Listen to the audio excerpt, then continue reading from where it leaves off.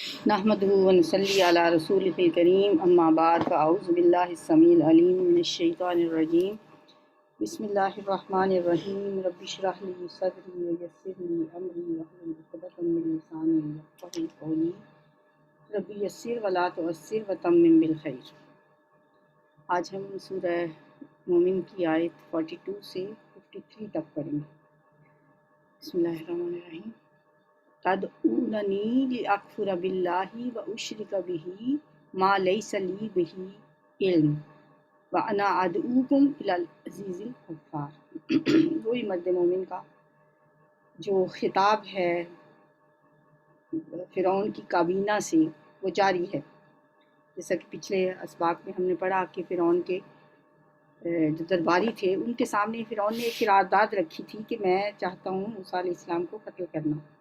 آپ لوگوں کی رائے اس نے مانگی، تو اس پہ ایک ایسا شخص جو اپنا ایمان چھپائے ہوا تھا وہ اٹھ کھڑا ہوا اور اس نے آ کے ایک بڑی مدلل تقریر کی جو کہ بہت اہمیت کی حامل ہے، اور اللہ تعالیٰ نے اس کی اہمیت کے پیش نظر اسے قرآن کا حصہ بنا دیا۔ اس کی بات جاری ہے۔ اس سے پہلے اس نے کہا یا قومی مالی ادعوکم الی النجاۃ وتدعوننی الی النار، ہے میری قوم کے لوگوں تم مجھے کیا ہے کہ میں تمہیں پکار رہا ہوں نجات کی طرف اور تم مجھے دعوت دے رہے ہو آگ کی طرف۔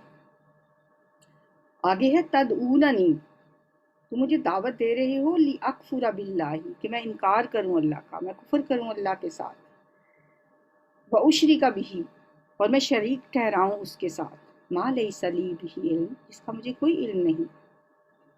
تم تو مجھے شرک کی طرف بلا رہے ہو، مجھے کفر کی طرف دعوت دے رہے ہو، جبکہ میں وَأَنَا أَدْعُوكُمْ، اور میں پکار رہا ہوں تمہیں إِلَى الْعَزِيزِ الْغَفَّارِ، خوب غالب اور بہت بخشنے والے کی طرف۔ میں تمہیں اپنے اس رب کی طرف، اس ذات کی طرف دعوت دے رہا ہوں جو زبردست بھی ہے لیکن عزیز ہونے کے باوجود، غالب اور زبردست ہونے کے باوجود وہ غفار بھی ہے، وہ بہت زیادہ بخشنے والا بھی ہے۔ لا جرم، کوئی شک نہیں، انما، کہ یقیناً، تدعوننی، تم بلاتے ہو مجھے الیہ، اس کی طرف، لیس لہ دعوت فی الدنیا ولا فی الآخرہ، کہ نہیں ہے اس کے لیے پکارنا، یعنی جس کی طرف تم مجھے دعوت دے رہے ہو نا، اس کے لیے تو یہ مناسب ہی نہیں ہے کہ ان کو پکارا جائے فی الدنیا ولا فی الآخرہ، نہ دنیا میں اور نہ ہی آخرت میں۔ یعنی یہ سب تمہارے خود ساختہ بنائے ہوئے معبود ہیں، نہ تو دنیا میں ان کی کہیں رسائی ہے اور نہ ہی آخرت میں انہیں کوئی اختیار حاصل ہوگا۔ وَأَنَّ مَرَدَّنَا إِلَى اللَّهِ، اور بے شک ہمارا لوٹنا اللہ کی طرف ہے۔ وَأَنَّ الْمُسْرِفِينَ، اور بے شک حد سے بڑھنے والے، مصرف کون ہوتے ہیں؟ زیادتی کرنے والے، حد سے بڑھنے والے، جس کے لیے طاغین کا لفظ بھی آیا ہے، سرکشی کرنے والے، اپنی حدود کو کراس کرنے والے۔ اسراف کا لفظ اردو میں ہم عام استعمال کرتے ہیں کہ ان المبذرین، اور مسرفین بھی مبذرین دونوں ایک ہی جیسے الفاظ ہوتے ہیں جس کا مطلب ہوتا ہے اسراف کرنا۔ وَأَنَّ الْمُسْرِفِينَ، اور بے شک مسرفین، ہم اصحاب النار، وہی آگ والے ہیں، یعنی دوزخی ہیں۔ فَسَتَذْكُرُونَ مَا أَقُولُ لَكُمْ، ان قریب تم یاد کرو گے جو میں کہتا ہوں۔ فَسَتَذْكُرُونَ، سین کیا ہے؟ ان قریب، فا پس، پھر تم ضرور یاد کرو گے، ان قریب تم یاد کرو گے، تذکرون ما اقول لکم، جو میں تم سے کہتا ہوں، میری باتیں تمہیں پھر یاد آئیں گی، پھر تمہیں پتہ چلے گا کہ میں جو بات کر رہا تھا وہ صحیح تھی۔ تم میری ابھی تو ان باتوں کو نہیں مانو گے مجھے پتہ ہے، لیکن مجھے یہ بھی یقین ہے کہ اب تم موسیٰ اور اس کی قوم کے خلاف جو چالیں چل رہے ہو وہ تو تم نے کر کے رہنا ہی ہے، مگر یہ یاد رکھو کہ اگر تم نے وہ کیا جو تم ارادہ رکھتے ہو، یعنی ان کو قتل کرنے کا جو منصوبہ بنا رہے ہو، تو پھر تباہی اور بربادی تمہارا مقدر بن کے رہے۔ بہرحال اس نے کہا میری باتیں تمہیں ضرور یاد آئیں گی جب تم اپنے بھیانک انجام تک پہنچو گے۔ اب دیکھیں یہ لفظ فَسَتَذْكُرُونَ مَا أَقُولُ لَكُمْ، تم ضرور یاد کرو گے میری ان باتوں کو جو میں تمہیں کہتا ہوں۔ اب یہ ایسے سینٹینس ہم عام بولتے ہیں نا، اس طرح کی باتیں جو ہم کرتے ہیں لوگوں سے، تو بات کر رہے تھے ہم کہتے ہیں نا کہ تمہیں میری یہ باتیں یاد آئیں گی. جب میں یہ پڑھ رہی تھی تو میرے ذہن میں ایک بات آ رہی تھی کہ ہم قرآن کے ساتھ اپنی ایسوسیشن ڈیولپ کرنے کے لیے ہمیں چاہیے کہ قرآن کے جو وہ سینٹینسز ہیں جو ہم عام زندگی میں بولتے ہیں انہیں ہم نوٹ کر لیا کریں، یاد کر لیا کریں. ترجمہ تو الحمدللہ اب ہمیں آتا ہی ہے، قرآن کے ساتھ کافی ہماری مانوسیت ہو گئی ہے، الفاظ کے ساتھ بھی. تو جب ہم آپس میں بول چال کر رہے ہوں نا، باتیں کر رہے ہوں، کسی کو ہم نے یہ کہنا ہے کہ میری باتیں تمہیں یاد آئیں گی، تو یہ آیت پڑھ دے بندہ، فَسَتَذْكُرُونَ مَا أَقُولُ لَكُمْ. اگر ہم یہ کہیں کسی کو، تمہیں پتہ چلے گا، تمہیں یاد آئے گا، میری باتیں تم یاد کرو گے، یاد آئیں گی تمہیں میری باتیں. ایک عورت تھی، تاریخ میں آپ نے بھی پڑھا ہوگا، کہ اتنا قرآن پہ اس کو عبور تھا کہ جو بھی اس سے کوئی بات کرتا وہ اس کا جواب آیت ہی میں دیتی تھی. اس کے بیٹوں نے بتایا کہ یہ کتنے سال سے یہ جو بھی بات کرتی ہیں وہ بات تو صحیح ہوتی ہے، مطلب ہماری بات کا بالکل صحیح درست جواب ہوتا ہے، لیکن وہ ہوتی قرآن کی کوئی نہ کوئی آیت ہے. اب اتنی 6000 سے زیادہ آیات ہیں قرآن کی، تو انسان خیر وہ تو حافظہ بھی ہوں گی، اور حافظہ بھی صحیح والی جن کو اپنے حفظ پہ ضبط بھی ہوتا ہے. تو ہم بھی یہ کر سکتے ہیں کہ ہم اس طرح کے کچھ سینٹینسز، کچھ آیات اپنی کاپی پہ نوٹ کر لیا کریں. اور بھی بہت ساری باتیں ایسی ہوتی ہیں جو ہم استعمال کر سکتے ہیں. جیسے پیچھے ہم نے کیا پڑھا تھا، وَأَنَّ مَرَدَّنَا إِلَى اللَّهِ. جیسے کوئی دنیا کی بات ہمیں کر رہا ہے، دنیا کی طرف بات بات دعوت دے، تو ہم کہیں کہ کیا ہے یہ دنیا، وَأَنَّ مَرَدَّنَا إِلَى اللَّهِ. ہم نے لوٹنا تو اللہ ہی کی طرف ہے نا. اس طرح کی باتیں ہم اپنی عام زندگی میں ان کو لے کے آنا چاہیے. اور چلیں ایک اس کی ہم آپ کو ایک میں اسائنمنٹ دے دیتی ہوں کہ آپ جب جو پڑھ رہے ہوتے ہیں ان میں سے جو آپ کو ایسی بات لگے کہ یہ ہم عام بول چال میں اس کو استعمال کر سکتے ہیں، آپ اسے اپنی کاپی پہ لکھ لیا کریں. ساتھ ترجمہ بھی لکھ لیں، کیونکہ کچھ لوگ ہوں گے جن کو ترجمہ نہیں آتا ہوگا. تو پھر آپ اس کو گروپ میں شیئر کر دیں.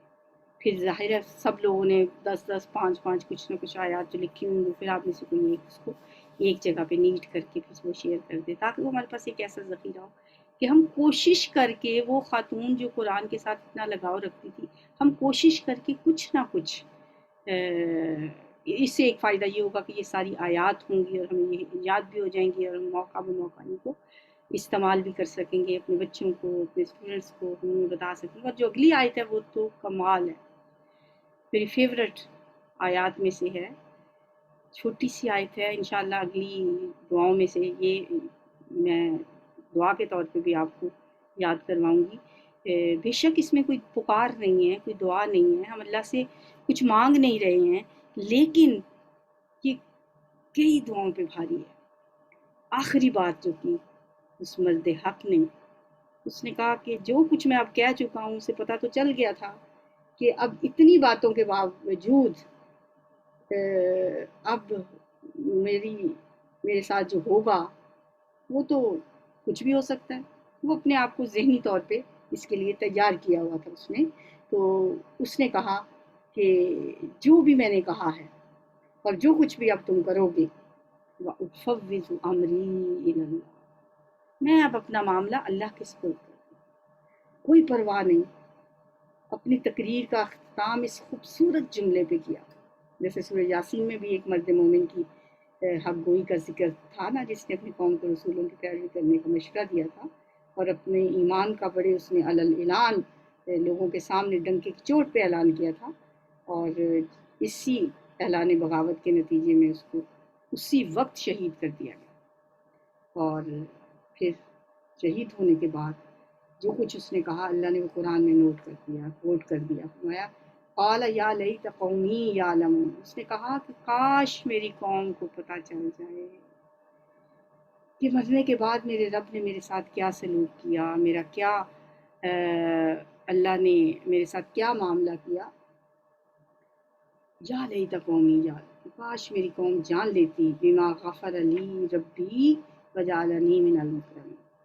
اس بات کو کہ میرے رب نے جس طرح میری مغفرت فرمائی اور جس طرح مجھے باعزت لوگوں میں شامل کیا، کاش میری قوم کو پتہ چل جائے. تو اسی طرح یہ بھی آل فرعون کا جو مرد مومن ہے وہ بھی اپنی شہادت کے امکان کو دیکھتے ہوئے بڑے اطمینان کے ساتھ اپنا معاملہ اللہ کو سونپ رہے ہیں، کہہ رہے ہیں وَأُفَوِّضُ أَمْرِي إِلَى اللَّهِ، میں اپنا معاملہ اللہ کے سپرد کرتا ہوں، ان اللہ بصیر بالعباد، بے شک میرا رب، بے شک اللہ اپنے بندوں کو خوب دیکھنے والا ہے، وہ دیکھ رہا ہے مجھے، میں اپنے معاملات اس کے سپرد کرتا ہوں۔ اب ظاہر ہے فرعون جیسے، اب فرعون چھوٹی چیز تو نہیں تھی، زمین پہ خدائی کا دعویٰ کرنے والا فرعون ہے، اور اس کے دربار میں اتنی لمبی چوڑی تقریر اس کے خلاف کر رہا ہے، اور اس کے بعد پھر اپنا معاملہ اللہ کے سپرد کرتا ہے۔ افوض، یہ افوض کا جو لفظ ہے نا، اس کو آپ یاد کیسے رکھیں گی کہ ایک دعا ہے، رات کو سونے کے وقت کی وہ دعا ہے۔ میں نے اپنی بیماری کے آغاز میں اس دعا کو بس اپنا وظیفہ بنا لیا، اور بڑا مجھے اطمینان ملا اس سے، اور بہت اس سے مجھے سکون ملا۔ ویسے تو وہ رات کو سونے کی دعا ہے، لیکن وہ اس میں یہی لفظ استعمال ہوا ہے، وَأُفَوِّضُ والا، اسی روٹ کا لفظ، اللہم اسلمت نفسی الیک، کہ اللہ میں نے اپنا آپ تیرے سپرد کر دی۔ وَفَوَّضْتُ أَمْرِي إِلَيْكَ، فَوَّضْتُ، یہ جو ہے نا افوض، یہ کہتا ہے میں سپرد کرتا ہوں، اس میں وَفَوَّضْتُ، اور میں نے سپرد کر دیا، امری الیک، اپنا معاملہ تیرے ہی سپرد کر دیا، ووجہت وجہی الیک، اور میں نے اپنا چہرہ تیری ہی طرف موڑ لیا، ووجہت وجہی الیک والجأت ظہری الیک، اور میں نے اپنی کمر تیری ہی طرف جھکا دی، لا ملجأ ولا منجأ منک الا الیک، نہ تو کوئی نجات ہے اور نہ ہی کوئی پناہ گاہ ہے تیرے سوا، صرف تیری ہی پناہ گاہ ہے اور تیری ہی طرف نجات ہے۔ آمنت بکتابک الذی انزلت وبنبیک الذی ارسلت، میں ایمان لایا اس پہ جو تو نے نازل کیا، اور جو تیرے رسول پہ بھی اور تیری کتاب پہ بھی میں ایمان لایا۔ تو اتنی یہ خوبصورت دعا ہے، میں نے کئی دفعہ پہلے بھی پڑھ کے سنائی ہے، ایک دفعہ پھر آپ کو پوری پڑھ کے سنا دیتی ہوں، تو انشاءاللہ جب آپ چھوٹی چھوٹی دعائیں یاد کر لیں گے، پھر ہم مسنون دعائیں یاد کر رہے ہوں گے نا، پھر اس میں ہم انشاءاللہ اس کو ضرور یاد کریں گے۔ اللہم اسلمت نفسی الیک ووجہت وجہی الیک وفوضت امری الیک، بلکہ وفوضت امری الیک پہلے ہے، پھر ووجہت وجہی الیک والجأت ظہری الیک رغبتا ورہبتا الیک، ڈرتے ہوئے اور رغبت کرتے ہوئے، راہب کہتے ہیں ڈرنے والا، اور رغبتاً، رغبت کرتے ہوئے اور ڈرتے ہوئے، تجھ سے ڈرتے ہوئے، تیری طرف رغبت کرتے ہوئے، لا ملجا ولا منجا منک الا الیک، نہ تو کوئی پناہ گاہ ہے اور نہ ہی کوئی نجات کا ذریعہ ہے تیرے علاوہ۔ آمنت بکتابک الذی انزلت، جو کتاب تو نے نازل کی میں اس پہ ایمان لائی، وآمنت بکتابک الذی انزلت وبنبیک الذی ارسلت، اور جو رسول آپ نے جو نبی نے بھیجا میں اس پہ بھی ایمان لائی۔ تو اس دعا کے ساتھ ساتھ یہ بھی افوض امری میں یہ لفظ استعمال ہوا ہے، اس وجہ سے میں نے اس کو تھوڑا زیادہ ایکسپلیئن کر دیا۔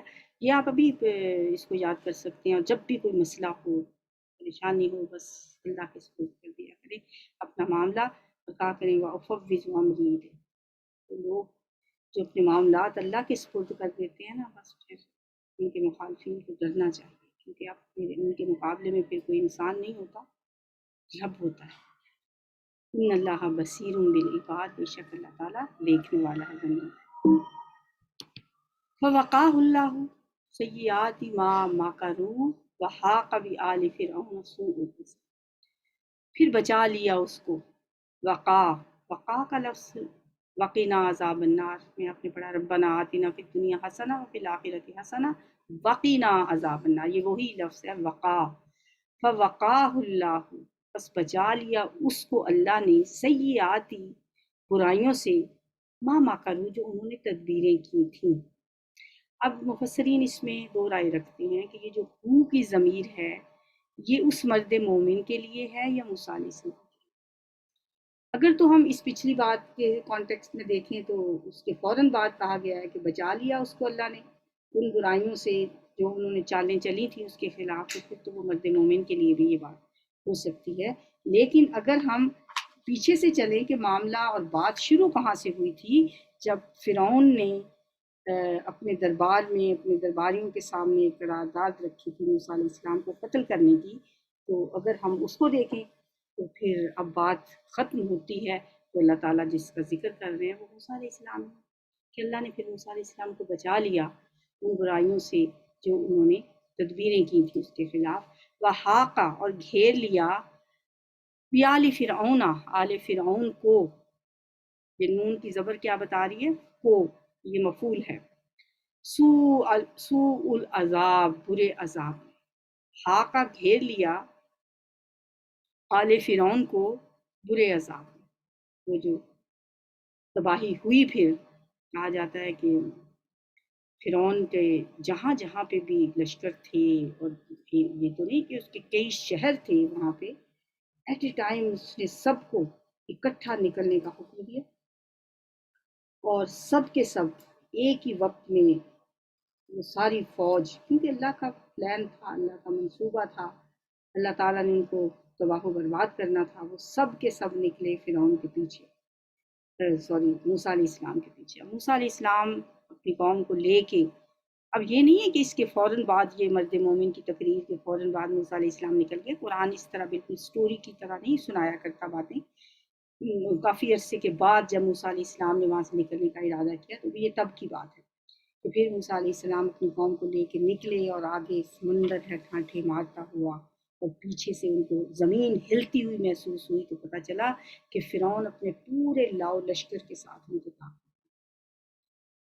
تو اللہ نے کیسے ان کی چالوں کو ناکام کیا کہ موسیٰ علیہ السلام کے لیے اللہ نے سمندر کو پھاڑ دیا، اور ان کے بار بار ہم قرآن میں پڑھ کے آئے ہیں یہ باتیں، اور فرعون نے جو ہی اس کے تعاقب میں اسی بنے ہوئے رستے پہ قدم رکھا اس کی فوج نے، اور وہ پوری کی پوری فوج جب بالکل درمیان میں پہنچ گئی تو اللہ تعالیٰ نے اور اس طرح فرعون اور اس کا لشکر پانی میں غرق ہو گئے۔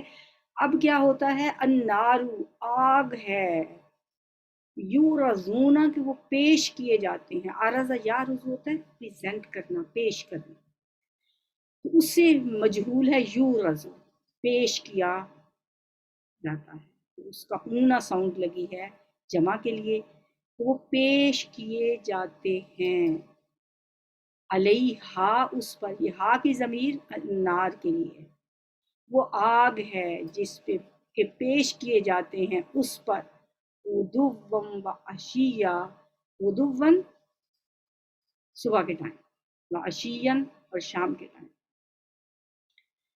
تو یہ غدن کا لفظ کہاں پڑا آپ نے؟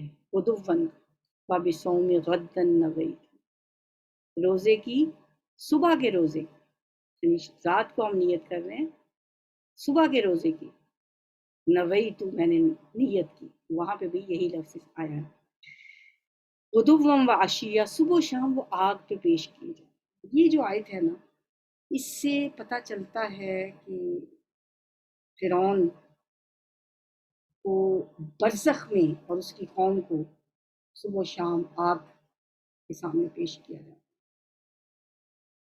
اور بعض لوگوں کا خیال ہے، یعنی جو منکرین حدیث ہیں وہ تو عذاب قبر کے ویسے ہی منکر ہیں، وہ کہتے ہیں کہ عذاب قبر کچھ نہیں۔ اس آیت کے مفہوم کے مطابق آل فرعون کو جو شدید ترین عذاب تو ہوگا نا، وہ یوم تقوم الساعۃ ادخلوا آل فرعون اشد العذاب، اور قیامت قائم ہوگی جس دن پھر کہا جائے گا داخل ہو جاؤ آل فرعون شدید ترین عذاب میں، لیکن اس سے پہلے بھی قبر کی زندگی میں بھی صبح و شام انہیں آگ کے سامنے پیش کیا۔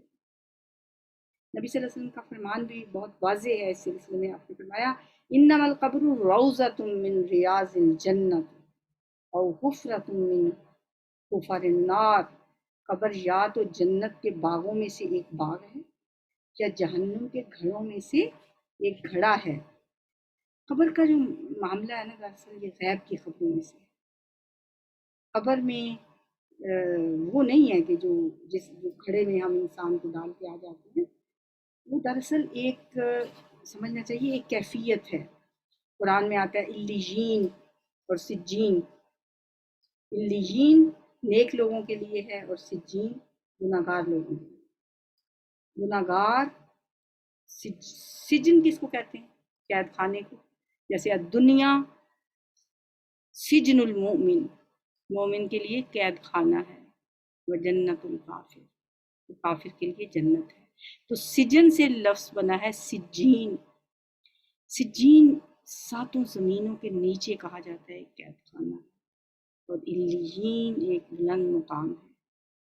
تو جو لوگ نیک ہوتے ہیں ان کو علیین میں پہنچا دیا جاتا ہے، ان کا نامہ اعمال علیین میں لکھ دیا جاتا ہے، اور جو گنہگار ہیں ان کا نامہ اعمال سجین میں لکھ دیا جاتا ہے۔ نبی صلی اللہ علیہ وسلم کا بھی فرمان ہے کہ جب تم میں سے کوئی مرتا ہے تو قبر میں اس پر صبح و شام اس کی جگہ پیش کی جاتی ہے، یعنی اگر وہ جنتی ہے تو جنت، اور جہنمی ہے تو جہنم اس کے سامنے پیش کی جاتی ہے، اور کہا جاتا ہے کہ یہ تیری اصل جگہ ہے، جہاں قیامت کے دن اللہ تعالیٰ کو جو بھیجے۔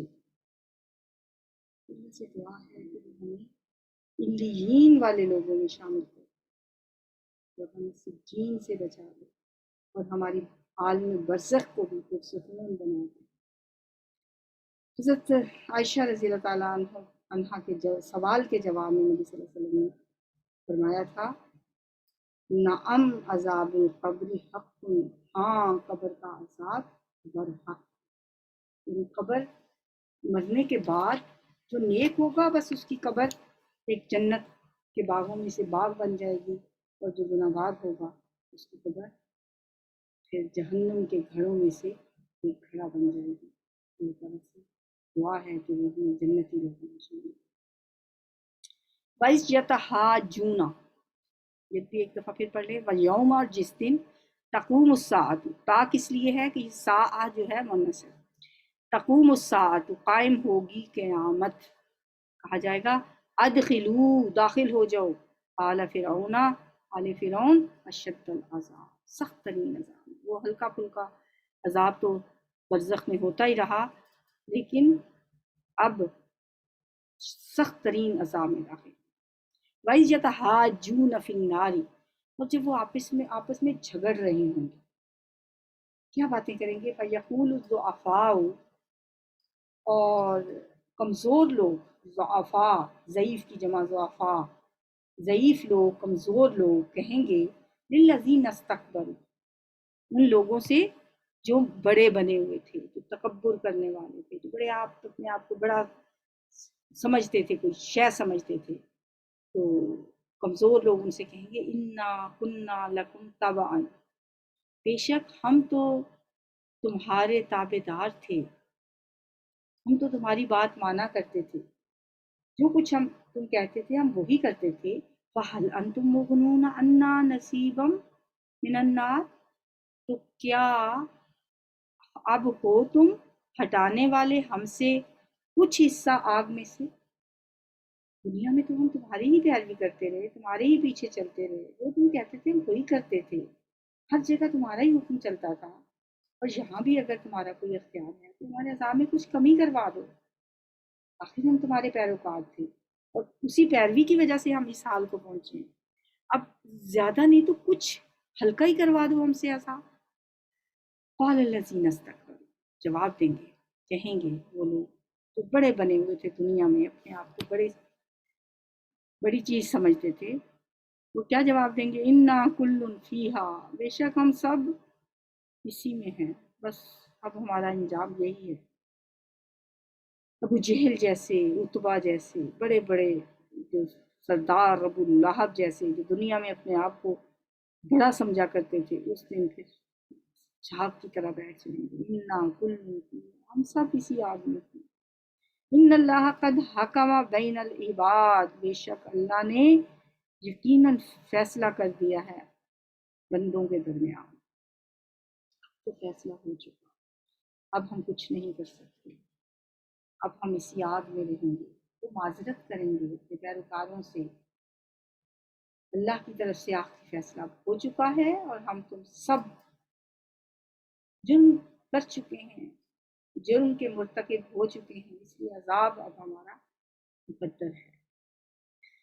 وقال الذین فی النار لخزنۃ جہنم، اب وہ آگ والے جو ہوں گے جہنم کے داروغوں سے بات کریں گے، लिखज़ानाती, दारोगों से, जो जहन्नुम के दारोगे होंगे उनसे कहेंगे उदऊ रब्बकुम, तुम्ही कोई दुआ कर दो अपने रब से, तुम ही हमारे लिए कुछ अपने रब को पुकार देखो। युखफ़िफ़ अन्ना, कि वो हल्का कर दे हमसे, हम ये नहीं कहते भी हमें निकाल दे, बस हल्का कर दे। युखफ़िफ़, खफ़फ़ा युखफ़िफ़ु तख़फ़ीफ़ुन, लेकिन उसमें तख़फ़ीफ़ कर दी गई, हल्का कर दिया गया। थोड़ा सा अजाब हमसे वो हल्का ही कर दे। यौम मिनल अजाब, एक दिन अजाब का हमसे कम कर। इसे होता है ना इंसान के थोड़ा सा सांस तो लेना नसीब, थोड़ा सा इस तकलीफ से छुटकारा तो मिले, एक दिन का अजाब भी हमसे हल्का करवा दो। अपने रब से दुआ करो, अपने अल्लाह से कहो कि हाँ वो हमसे बस एक दिन ही अजाब में तकलीफ। कालू, वो कहेंगे बला,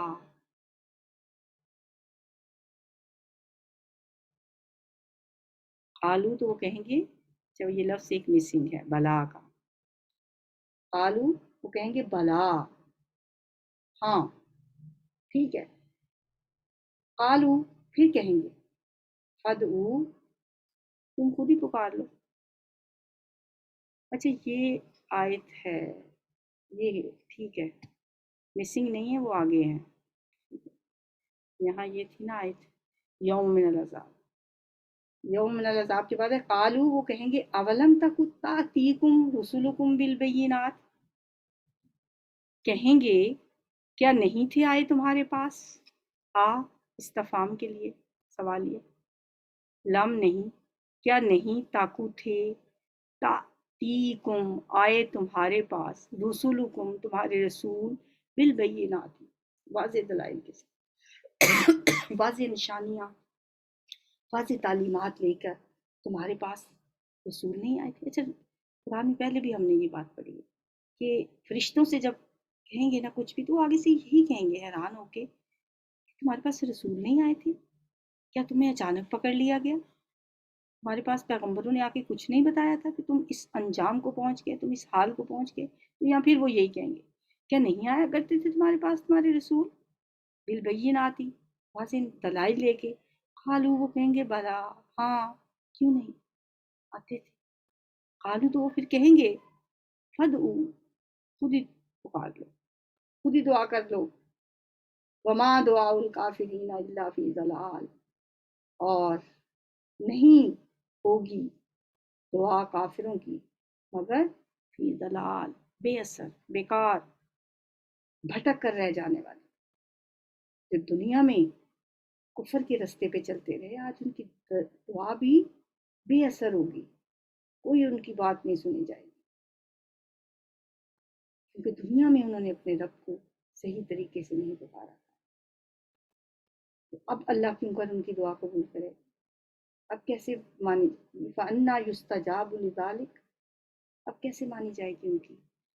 वमा दुआउल काफिरीन इल्ला फी ज़लाल, बेकार साबित होगी। इन्ना लनंसुरु रुसुलना, बेशक हम ज़रूर मदद करते हैं। इन्ना बेशक हम, लामे ताकीद है, नंसुरु हम मदद करते हैं, ज़रूर ब हम मदद करते हैं, रुसुलना अपने रसूलों। वल्लज़ीना आमनु, और वो लोग जो ईमान लाए हैं, फिल हयात दुनिया, दुनिया की ज़िंदगी में, व यौम, और जिस दिन, यकूमुल अशहाद, जिस दिन कायम होंगी गवाहियाँ, जब गवाह खड़े होंगे, कायम होंगे, खड़े होंगे गवाह, जब गवाहियाँ दी जाएंगी उस वक्त भी, और दुनिया की ज़िंदगी में भी हम अपने रसूलों की मदद करते हैं और मोमिनों की भी मदद करते हैं। अब अगर देखा जाए तो पीछे हमने पढ़ा लफ्ज़ काफिर, वमा दुआउल काफिरीन इल्ला बिल्लाह। अब यहाँ काफिर के मफ़हूम को समझ लेना चाहिए। पहले भी मैंने आपको एक बताया कि एक तो होता है वो काफिर जो कि कानूनी तौर पर कुफर के दायरे में होता है, यानी वो मुर्तद हो जाता है, दीन इस्लाम से फिर जाता है, या उसने दीन इस्लाम कबूल ही नहीं किया, वो तो हो गया एक काफिर। एक वो भी है जो है तो मुस्लिम, लेकिन उसके पास अल्लाह ताला की आयात भी आई, उसको नमाज के लिए भी 5 वक्त बुलाया जाता रहा, لیکن وہ بات اس نے سن کے نہ دی، یہ بھی ایک کفر ہے۔ یہ ہمیں کیسے پتہ چلتا ہے؟ جیسا کہ سورہ حج کی آیت ہے، جہاں پہ اللہ تعالیٰ نے حج کی ساری باتیں بتائی نا، سورہ آل عمران کی آیت 97 میں، اور آخر میں پھر حج کا حکم دینے کے بعد فرمایا وَمَنْ كَفَرَ فَإِنَّ اللَّهَ غَنِيٌّ عَنِ الْعَالَمِينَ، یعنی جس نے کفر کیا، یعنی کفر کیا کیا؟ یہ بات نہ مانی، حج نہ کیا، صاحب استطاعت ہو کر بھی حج ادا نہیں کیا، تو اس نے گویا کفر کیا، تو پھر اللہ تعالیٰ تمام جہانوں سے بے نیاز ہے۔ اسی طرح جو نماز چھوڑنے والا ہے اس کے بارے میں بھی آتا ہے من ترک الصلاۃ متعمدا فقد کفر جہارا، جس نے جان بوجھ کر نماز چھوڑ دی اس نے اعلانیہ کفر کیا۔ تو یہ جو کفر ہے ہمیں اس سے بھی بچنا چاہیے۔ ومن لم يحكم بما انزل اللہ فاولئک هم الکافرون، سورہ مائدہ میں آتا ہے آیت نمبر 24۔ جو لوگ اللہ تعالیٰ کی اتاری ہوئی شریعت کے مطابق فیصلہ نہیں کرتے وہی تو کافر ہیں۔ فاولئک هم الکافرون، یہ ہیں اسلام کے دائرے میں داخل ہو چکے ہیں لیکن اب ان کے فیصلے غیروں کے مطابق ہوتے ہیں، ایسے لوگوں کے لیے بھی کفر کا لفظ آیا ہے۔ تو یہاں پہ کہا گیا کہ ہم ضرور مدد کرتے ہیں، تو ہمارے ذہن میں یہ خیال آ سکتا ہے کہ اللہ کے پیغمبروں کو قتل بھی کر دیا گیا، نبی صلی اللہ علیہ وسلم کو لہو لہان کر دیا گیا، آپ کے دانت شہید ہو گئے، تو اللہ تو فرما رہے ہیں کہ میں ضرور مدد کرتا ہوں۔ اس کا یہ مطلب نہیں ہے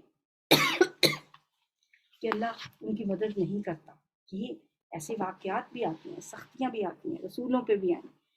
ایک تو یہ کہ رسول کبھی قتل نہیں ہوئے، حضرت یحییٰ کو قتل کیا گیا، حضرت زکریا کو قتل کیا گیا، وہ نبی تھے۔ رسولوں کو اللہ تعالیٰ نے ہمیشہ بچا لیا، لیکن مدد ان کی بھی اللہ تعالیٰ نے، نبیوں کی بھی کی، رسولوں کو۔ حضرت محمد صلی اللہ علیہ وسلم نے کیسی تکلیفیں اٹھانی، سختیاں برداشت کی، لیکن جہاں پہ ہمیں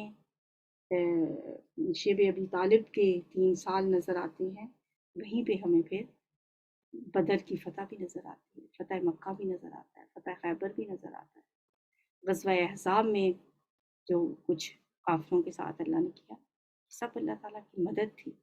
تو دنیا میں بھی اللہ تعالیٰ مدد کرتا ہے، وَيَوْمَ يَقُومُ الْأَشْهَادُ، اور جس دن گواہ کھڑے ہوں گے۔ اشہاد کا لفظ ایسے ہی ہے جیسے اشراف گواہ ہوں گے، کھڑے ہوں گے۔ ابھی کچھ دن پہلے ہم نے یہ ڈسکس کیا تھا کہ فرشتے بھی گواہیاں دیں گے، پیغمبر بھی گواہیاں دیں گے، اور امت محمدیہ کے علماء بھی گواہ بنیں گے، اور انسانوں کے اپنے اعضاء بھی گواہی دیں گے اپنے ہی خلاف۔ یوم لا ینفع الظالمین معذرتہم، جس دن نہیں نفع دے گی ظالموں کو معذرتہم، ان کی معذرت۔ معذرت تو اردو کا لفظ ہے، ان کی معذرت انہیں کوئی فائدہ نہیں دے گی۔ وَلَهُمُ اللعنۃ، اور ان کے لیے لعنت ہوگی، وَلَهُمْ سوء الدار، اور ان کے لیے برا گھر ہوگا، سوء الدار۔ وَلَقَدْ آتَيْنَا مُوسَى الْهُدَىٰ، اور بلا شبہ یقیناً دی ہم نے موسیٰ علیہ السلام کو ہدایت۔ موسیٰ علیہ السلام کو دی ہوئی ہدایت کیا ہے؟ وہی کتاب جو اللہ تعالیٰ نے موسیٰ علیہ السلام کو دی، تورات، اس کے لیے ہی آیا ہے اِنَّا أَنزَلْنَا التَّوْرَاةَ فِيهَا هُدًى وَنُورٌ، سورہ مائدہ کی آیت 44 میں ہم نے کہا بے شک ہم نے تورات کو نازل کیا، اس میں ہدایت بھی اور نور بھی ہے۔ تو یہاں بھی یہی بات ہے وَلَقَدْ آتَيْنَا مُوسَى الْهُدَىٰ، اور البتہ تحقیق دی ہم نے موسیٰ علیہ السلام کو ہدایت، وَأَوْرَثْنَا بَنِي إِسْرَائِيلَ الْكِتَابَ، ہم نے وارث بنایا بنی اسرائیل کو کتاب کا۔ 2 منٹ رہ گئے ہیں، ہماری دعا بھی چھوٹی سی ہے۔ ربی انزلنی، ربی اے میرے رب، اس کو ربی نہیں پڑھنا، لمبا نہیں کرنا، یا نہیں ہے، صرف زیر ہے، لیکن مفہوم اس زیر کے ساتھ بھی میرے کا ہی آتا ہے، میرے رب۔ انزل، نازل کر، نی مجھے، منزلن، نازل کرنا، مبارکن، برکت والا، برکت والی جگہ پہ اے اللہ مجھے اتارنا۔ وَأَنْتَ، اور تو، خیر المنزلین، اتارنے والوں میں سے بہترین ہے۔ دیکھیں کتنی دفعہ یہ لفظ آیا، انزل اسی روٹ سے، منزلن اسی روٹ سے، منزلی اسی روٹ سے۔ نازل کرنا ہم اردو میں پڑھتے ہیں، منزل من اللہ پڑھتے ہیں، اللہ کی طرف سے نازل کیا ہوا، نزول کا لفظ پڑھتے ہیں، یعنی ایک ہی روٹ سے بے شمار لفظ بنتے ہیں۔